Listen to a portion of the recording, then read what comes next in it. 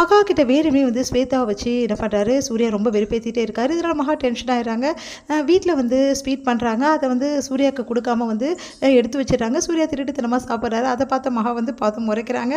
அடுத்து சூர்யா ஐயோ மாட்டிக்கணுமே அப்படின்னு சொல்லிட்டு டென்ஷனாக வராரு. அடுத்து ஒவ்வொரு விஷயமா வந்து மகா வந்து பார்க்கும்போது சூர்யா வேணும்னே வந்து என்ன பண்ணுறாரு ஸ்வேதா கூட நெருங்கி பழகிற மாதிரி பவலா காட்டிகிட்டே இருக்காரு. ஸ்வேதாவுக்கு வந்து டைவர்ஸ் கிடச்சிச்சு. அதை கொண்டாடுறதுக்காக என்ன பண்ணுறாரு ஸ்வேதா கிட்ட பேசிகிட்டு இருக்கும்போது மகா கேட்குற மாதிரி பேசுகிறாரு. இந்த மாதிரி உனக்கு டைவர்ஸ் கிடச்சிச்சு நம்ம போய் கல்யாணம் பண்ணிக்கலாம் சொல்கிறாரு. அதை கேட்ட மகா அதிர்ச்சி அடைகிறாங்க.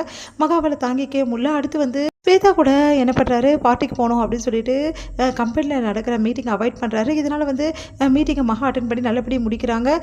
நிறைய பேரும் வந்து அவங்க கம்பெனிக்கே கிடைக்குது. இதை பார்த்த சூர்யா வந்து டென்ஷன் ஆகி மகா வேணும் இதை பண்ணாங்கன்னு சொல்லிட்டு அவங்கக்கிட்ட சண்டை போடுறாரு. ஸ்வேதா வந்து நான் கல்யாணம் பண்ணிக்க போகிறேன்னு சொல்லிட்டு மகா கிட்டே சொல்லிடுறாரு. அதனால் மகா ரொம்ப மனசு கஷ்டப்படுறாங்க. அடுத்து வந்து மகா வந்து வீட்டில் அழுதுட்டுருக்காங்க அவங்க அம்மா வீட்டில். அப்போ பாட்டி வந்து ஐடியா கொடுக்குறாங்க. எப்படி ஸ்வேதா வச்சு ஒன்றை வெறுப்பேற்றுறானோ அதே மாதிரி நீயும் வந்து ஒரு ஆள்கிட்ட பழகி அவனை வெறுப்பேற்றணுன்றாங்க. அதிர்ச்சி அடைகிறாங்க. மகா முதல்ல ஒத்துக்க மாட்டேங்கிறாங்க. அதுக்கப்புறம் வந்து சரி என் மாமாவே இருக்காங்க அப்படின்னு சொல்லிட்டு சொன்னோன்னே சரி ஓகேன்னு சொல்லிட்டு நம்ம மகாவோட மாமா வச்சு நடிக்க வைக்கிறாங்க. மகாவும் அவங்க மாமாவும் வந்து ரொம்ப சூப்பராக வந்து நடிக்க ஆரம்பிக்கிறாங்க. இதை பார்த்து உண்மையிலே நம்புற வந்து சூர்யா வந்து செமையாக டென்ஷன் ஆகிடுறாரு. மகா மேலே ஓவர பொசிசிவாக ஆயிடுறாரு. அதனால் மகா போகிறது வர்றது எல்லாத்தையுமே நோட் பண்ணுறாரு. ரொம்ப டென்ஷன் ஆகிறாரு அவங்க பழகிறாங்கன்னு சொல்லிட்டு. இந்த சூழ்நிலையில் இங்கே என்ன பண்ணுறாங்கன்னா அனாமிகா வந்து புதிய பிரச்சனையை கொண்டு வராங்க. அனாமிகா வந்து எப்படியாவது வந்து விஜய் வந்து இந்த கம்பெனியோட எம்டி ஆக்கிடணும், அவர் தான் எல்லாமே வந்து பொறுப்பெல்லாம் எடுத்துக்கணும், நம்ம இந்த வீட்டில் மகாராணி மாதிரி வாழணும் அப்படின்னு சொல்லிட்டு முடிவு பண்ணுறாங்க. அதனால் விஜய்கிட்ட வந்து க்ளோஸாக பழகிறது வந்து கட் பண்ணுறாங்க. விஜய்கிட்ட நம்ம வந்து ரொம்ப நெருக்கமாகிட்டா அதுக்கப்புறம் விஜய் நம்ம சொல்கிறத கேட்க மாட்டார் அப்படின்னு சொல்லிட்டு முடிவு பண்ணி என்ன பண்ணுறாங்க விஜயை தவிக்க விடுறாங்க. அதனால் விஜய் வந்து சொல்படி கேட்கணும் அப்படின்னு சொல்லிட்டு ஆஃபீஸ்க்கு போக சொல்லி கட்டாயப்படுத்தி அனுப்பிச்சு வைக்கிறாங்க. அங்கே வந்து கவிதை சொல்லி விஜய் வந்து விளையாட இருக்குது. அனாமிகா பார்த்துட்டு செமையாக டென்ஷன் ஆகிறாங்க. அங்கேயே எல்லாரும் முன்னாடி ரொம்ப மோசமாக பேசுகிறாங்க. அதனால் வந்து டென்ஷன் ஆகி சூர்யா என்ன பண்ணுறாரு அவங்கள போட்டு திட்டுறாரு அனாமிகாவை. எதுவாக இருந்தாலும் வீட்டில் தான் பேசணும் அப்படின்னு சொல்லிட்டு மகாவும் சொல்கிறாங்க. அதை கேட்டு வீட்டுக்கு வந்து எல்லாரும் முன்னாடி வந்து விஜய் அவமானப்படுத்துகிறாங்க. அனாமிகா என்ன தான் நினச்சிட்டு இருக்கோம் மனசில் எப்படி இப்படிலாம் வந்து பேசுகிற அப்படின்னு சொல்லிட்டு மகா சப்போர்ட் பண்ணுறாங்க. நீங்கள் பேசாதீங்க, நீங்கள் தான் என் புருஷன் வந்து முன்னேற்றத்துக்கு தடைகளாக இருக்கீங்க, அவர் முன்னேறாமல் இருக்கிறதுக்கு காரணம் நீங்களும் சூர்யாவும் தான், நீங்கள் 2 பேர் நல்லா இருக்கணும்னு நினைக்கிறீங்க, என் புருஷனை ரொம்ப கேவலமாக நடத்துகிறீங்க அப்படின்னு நம்மளாம் பேசுகிறாங்க. அதெல்லாம் கேட்டு எல்லாருமே அதிர்ச்சி அடைகிறாங்க. உடனே வந்து விஜய் செமையாக டென்ஷன் ஆகிறாரு. என் அண்ணி இவ்வளோ கேவலமாக பேசுகிறியா, நீ நிறுத்துறியா முதல்ல அப்படின்றாரு. எல்லாருமே அதிர்ச்சி அடைகிறாங்க.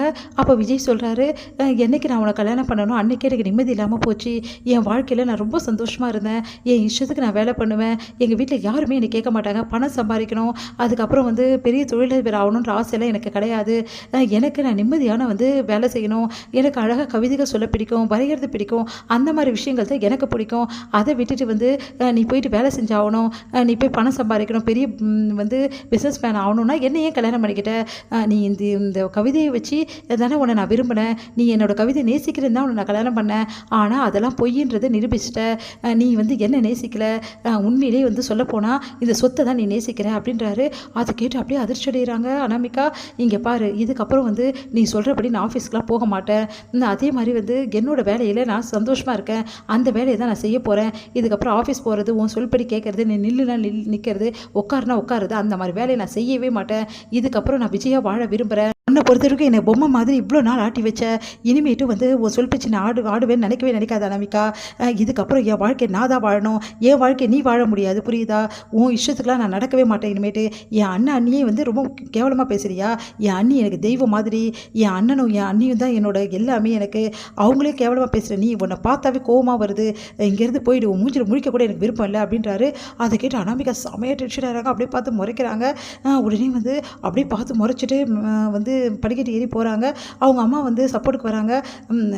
அமைதியாக போயிடுங்கம்மா, அப்புறம் நான் பேசினா நல்லா இருக்காது அப்படி சொல்கிறாரு. அதை கேட்டு என்ன படுத்துறப்ப காயத்ரி முழிக்கிறாங்க. சூர்யா வந்து என்ன பண்ணுறாரு விஜய்க்கு வந்து அட்வைஸ் பண்ணுறாரு.